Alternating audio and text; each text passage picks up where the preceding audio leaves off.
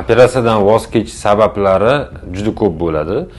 Ayniqsa hozirgi kunda birinchisi bu bemor bolalarimiz hammasi kichkina bo'lgani sababli tez shamollashi mumkin va shu holatlarda operatsiya qoldiriladi yoki boshqa kunga ko'chirilishi mumkin. Chunki anesteziyologlarimiz, reanimatologlarimiz tomonidan bunday bemorlar operatsiyaga olinmaydi.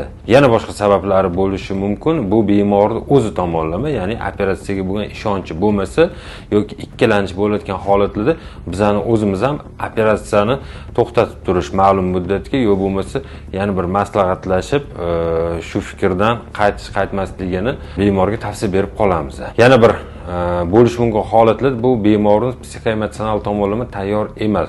Bu ko'pincha yosh kattaroq bemorlarda kuzatiladi. Ularda operatsiyaga bo'lgan ikkilanish bo'ladi va ko'plab doktorlarning fikrini olib haligacha bir qarorga kelmagan bo'ladi. Bunday holatlarda biz boshqa uchinchi fikrni ham olish tavsiya beramiz va shunga qarab turib agar operatsiyaga ahd qiladigan bo'lgan taqdirdagina bizga kelib operatsiyaga yozilishini tavsiya berib qolamiz.